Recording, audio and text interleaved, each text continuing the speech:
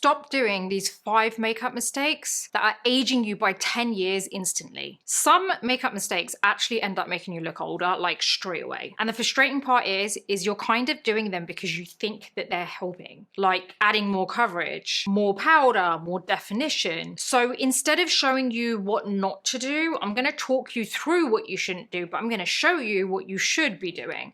So as you can see, I have my eye makeup on, my brows are done because we're really focusing on the base right now, but mainly I want to share with you like how to get a good base that doesn't age you. So like mistakes you shouldn't be making. The first mistake I see happening all the time is people don't actually use the right skincare underneath. So what I want you to do is make sure that you've got a clean base, and then you're going to use a good hydrating moisturizer, because a lot of the time what happens is people don't use a hydrating moisturizer, like a hydrating enough moisturizer, that and what happened there, right? And then what ends up happening is your skin is too dry underneath, so it doesn't have the right hydration, which then means basically everything's looking tighter and drier, more tighter and more drier than usual.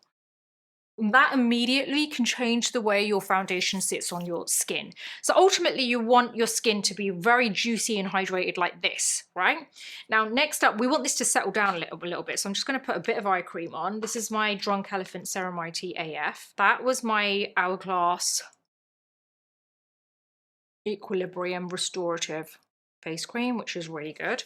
Okay, now we're going to let that settle down. I want to get a nice primer that's really going to kind of hydrate my skin.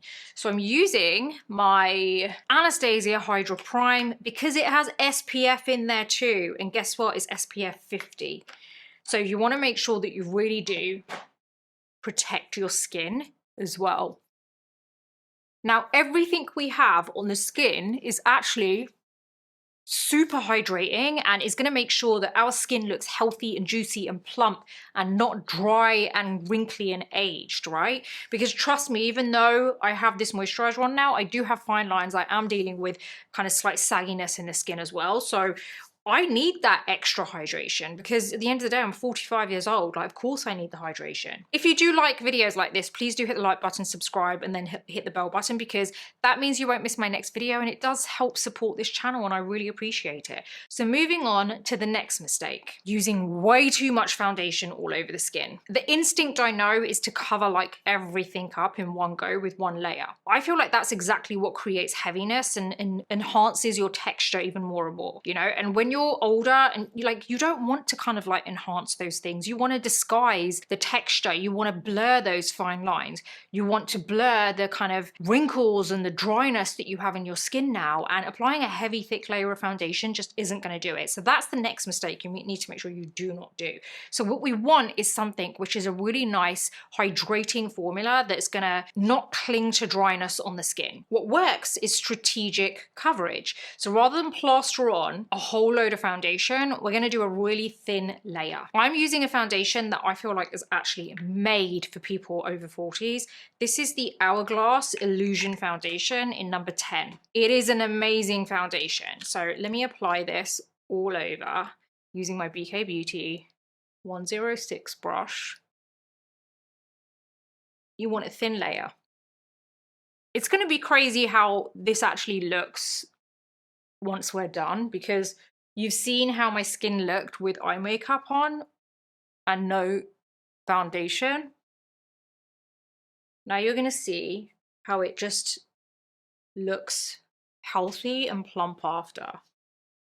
Thin layer. Look how much that's already given us amazing coverage, which isn't heavy, and it still looks like really healthy. This foundation, like I mentioned, is honestly made if you are trying to avoid looking older. Made for if you're trying to, yeah, it's made for like anyone who wants that. The reason being is because it's packed full of hydration, and it actually helps your fine lines and wrinkles over time as well, and helps your skin over time. So it's a very good foundation that I would highly recommend. It is well worth it. Use a lighter base all across your face and build basically only where you need it. So for example, I've put a thin layer everywhere, but if you need extra foundation anywhere, just kind of build it up very slowly with another thin layer, so really get it into the brush before you actually put it onto the skin. Next, the mistake is using a heavy concealer. You really don't need to. I'm going to use a kind of medium coverage concealer here, something again that is quite hydrating. A lot of people don't like Tarte Shape Tape. I personally do love it, but that's because I know how to apply it. I feel like it suits me and it works well for the kind of looks that I go for, but it can be very drying and not very forgiving on certain skin types and certain age groups. I wouldn't necessarily recommend Tarte Shape Tape for anyone who feels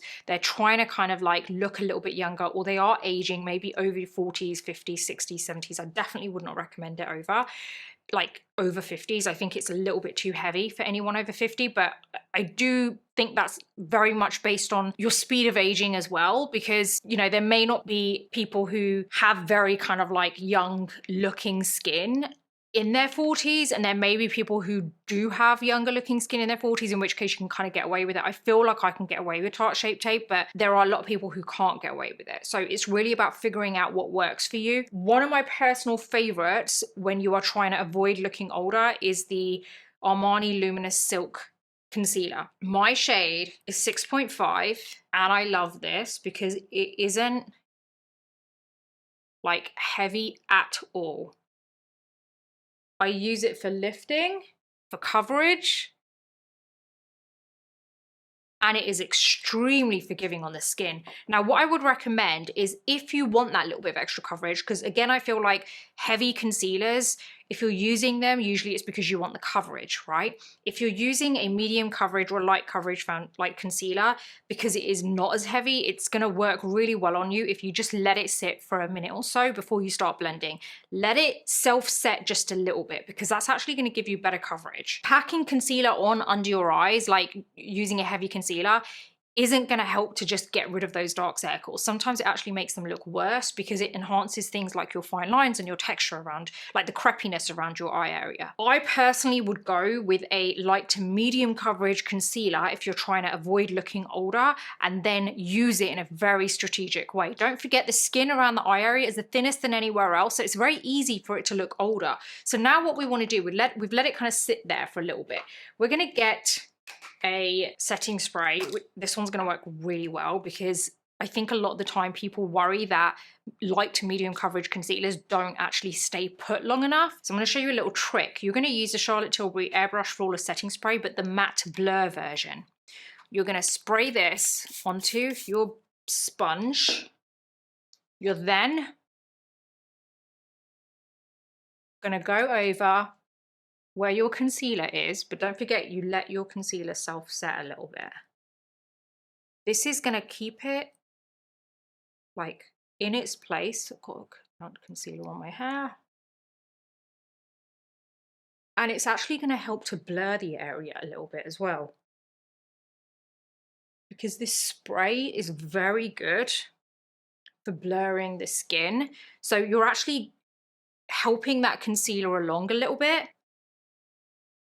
And it's a great trick for anyone wanting to use a light to medium coverage concealer without having it look like slide off. If you want to just give it a helping hand, that's like a really cool trick. Use this specific spray, it's so good. Now, I do go a little bit deeper into stuff like this over on thebeautybreakfastclub.com. Head on over and I think you're gonna love it. Just type in thebeautybreakfastclub.com. You are gonna love that place. Honestly, all I need for you to do is type it in on your desktop, on your laptop, on your phone. Just browse around the site and I can guarantee you're going to end up reading something. There's a new newsletter every other day from me. I write everything myself and it's free to subscribe. That gives you access to most of the newsletters, or some newsletters, but if you actually go for the paid version, which costs the same as getting yourself one like small coffee a month, you are going to unlock the entire site, so you get to read everything. You find out about new beauty news over there first before you hear about it here. You also get to have a look at new product releases, a deep dive into products, whether they're worth it or not, tried and tested, like new products that are landed on my desk, problem solving for beauty, hair, style, wellness, even an over 40 section on there, which I think you're going to love. There's all sorts of stuff there. Sometimes it's easier to read that because when you're watching a video, you're listening and everything and you're taking everything in. And then by the end of the video, you're like, what did she say there? I forgot. What part was that on? Whereas when you actually read it on my newsletter, I feel like it's there. You can always kind of go back to it, refer back to it. And it's just easy for you to kind of like recreate stuff as well. So I think you're gonna love it. But the paid version also basically gives you access to the group chat, which I think is honestly absolutely amazing, and you're gonna love it there. It's a community of like-minded people. Everyone gets on so well. I have met so many of you guys over there, but you know what's great about it? One, you get to ask me questions directly and I answer because I'm on there like every other day. But what's better than that is that this community has really gelled together, and it makes me so happy when I see everyone talking on there, because people, like, if you want to hype you, if you want a group of people that are going to hype you up, this is the group to be in, because literally it is like-minded people who love beauty, love wellness, love this channel, love just being nice to one another. They're so nice. People are sending in their selfies of their makeup of the day, and people are like, that looks great. Oh, has anyone tried this because I just bought this? Is it worth it? Oh, I feel like I look a bit orange. Can I get people's opinion? It's amazing on there. So go for the paid version. You're going to love it. So I want to see you over there. Anyway, moving on to the next mistake. This is overpowdering the face. So I very quickly actually want to just add a blush. I'm going to use this. This is my Makeup by Mario Soft Pop Plumping Blush Veil in Papaya Pop. And I'm just going to use my Hourglass 15 brush. Just want to get some blush on before we actually go into this kind of overpowdering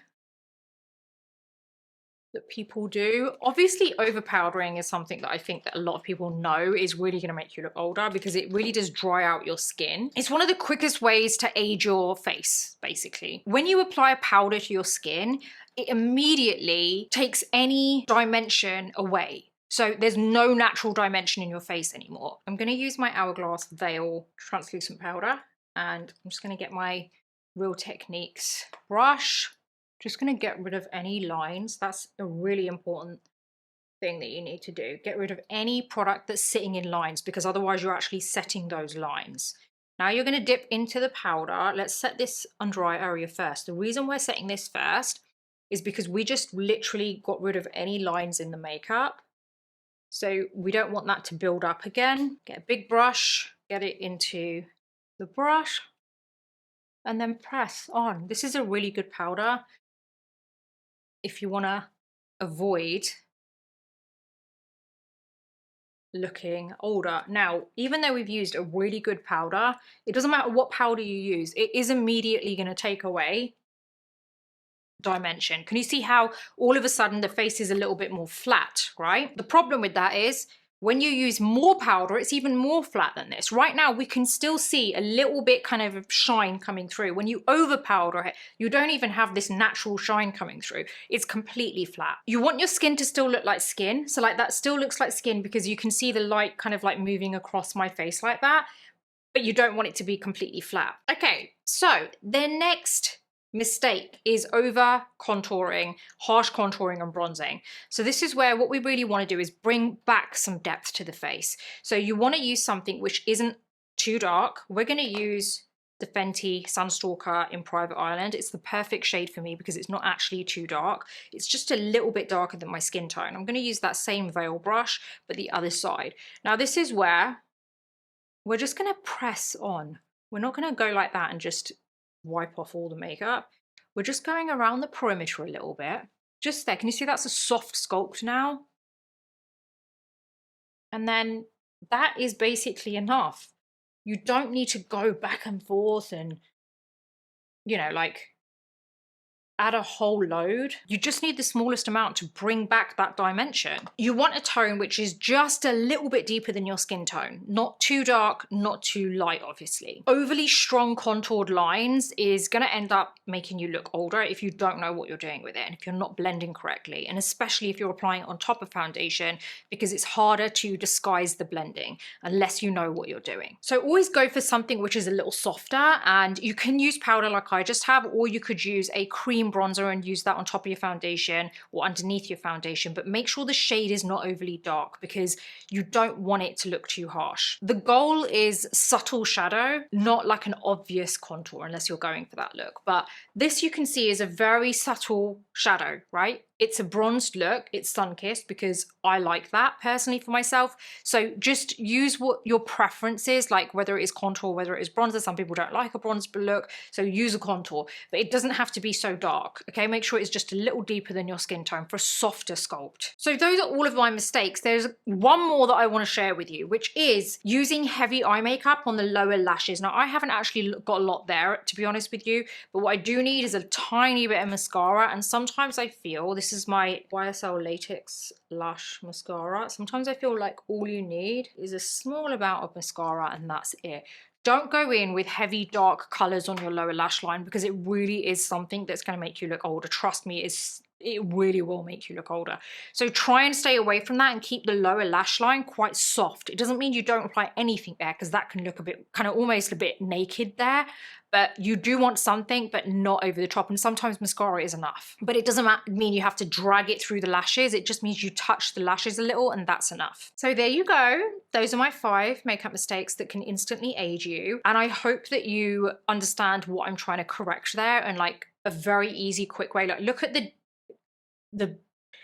definition that is still on my face. Like I feel like it's not flat. I feel like we've asked, you know, the skin is plump and it is juicy. It's not like dry. It's not enhancing fine lines. It's not over the top. And look how different it looks compared to like when I didn't have any base on, right? So it does make a difference, but it's not over the top. It's not kind of like masking my whole face and making me look older. So I really do hope that that's helped you. I just wanted to do a very quick 5 kind of makeup mistakes for you. Hope you've enjoyed it. Let me know if you have any questions and I'll see you on the next video.